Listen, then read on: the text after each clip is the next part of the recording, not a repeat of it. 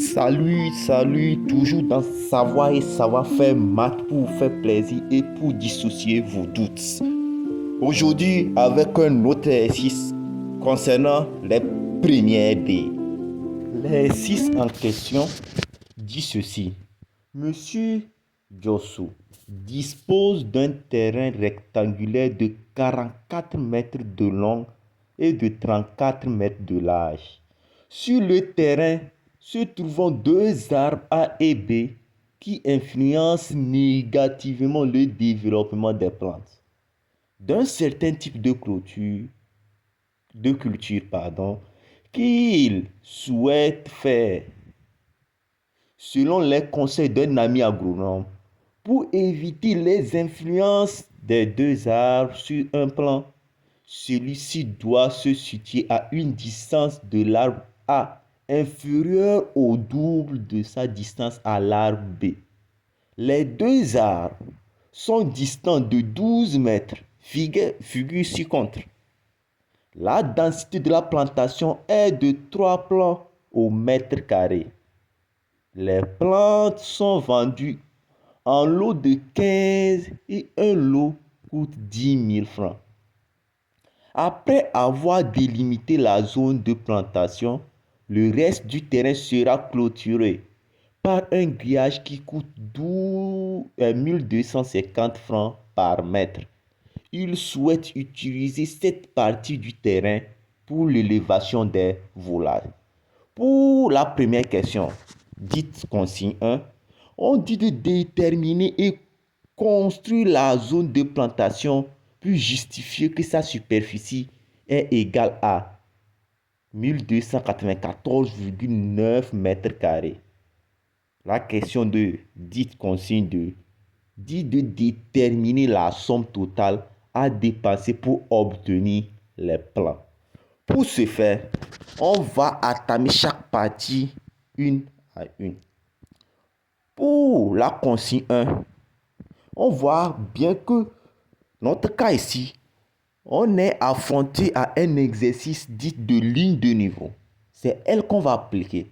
Comme on dit qu'on a inférieur à 2, donc c'est ce qu'on va appliquer pour traiter ce type d'exercice.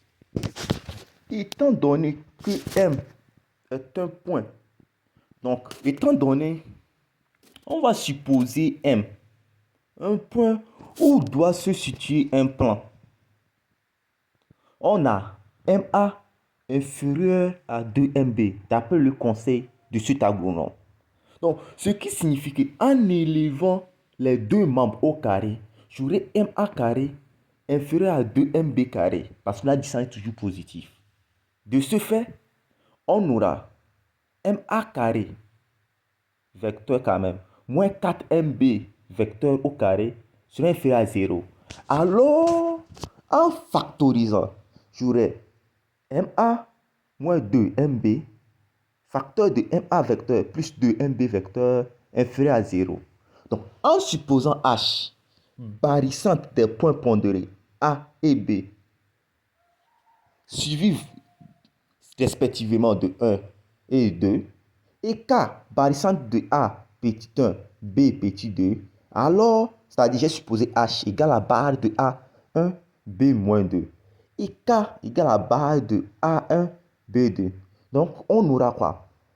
MH, vecteur scalaire, MK, vecteur positif. D'après ce qu'on a dit, comme H et K étant respectivement des barycentres de chaque facteur.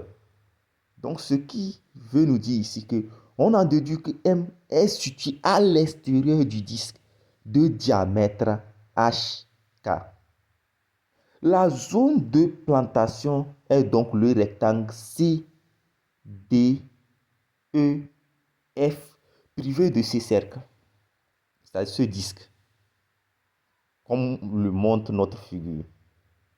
Donc, pour calculer sa superficie, on a AH égale à 2 fois AB et AK égale à 2 tiers de AB. Ça, on calcule ça à partir du barycentre donné quand même. Donc, on sait que comme H égale à barycentre de A1, B moins 2 et K égale à barycentre de A1, B2, on peut facilement calculer les distances AH et puis AK. Donc, de ces calculs, on sait d'après le cours comment on calcule. Pour ceux qui n'arrivent pas à calculer, c'est-à-dire la distance à partir des barycentres qu'on fait la vidéo précédente. Donc, on aura KH égale à 4 sur 3 AB. On en déduit que KH égale à 16 mètres. On remplace ça AB par sa valeur, bien sûr. Donc, la superficie de la zone de plantation est donc 44 fois 34 moins 8 carrés pi m au carré. Ce qui va nous donner 1294,9 mètres au carré. Donc, notre consigne de déterminer le nombre de plans nécessaires. Donc, le nombre de plans nécessaires est alors égal à quoi? Le nombre qu'on a trouvé fois 3, parce qu'on nous a dit que 3 plans. Donc, soit 3885 à un plan près. Le montant total est alors égal à 3885 sur 15 fois 10 000. Ce qui va nous donner 2 590 000 francs. D'où la résolution totale de notre exercice qui semblait être difficile. Donc, en conclusion, pour maîtriser cet exercice, il faut d'abord maîtriser les bases de la barycentre de 2 points pondérés. Comment on détermine d'abord la distance, comment on peut calculer la distance à partir des barycentres, comment détermine-t-on les lignes de niveau. Merci de votre attention que vous m'avez portée. À plus pour autres exercices plus complexes et puis plus explicatifs. Partagez massivement, likez et surtout abonnez-vous pour ceux qui ne le sont pas pour ne pas rater d'autres choses plus importantes et puis plus extraordinaires. Merci.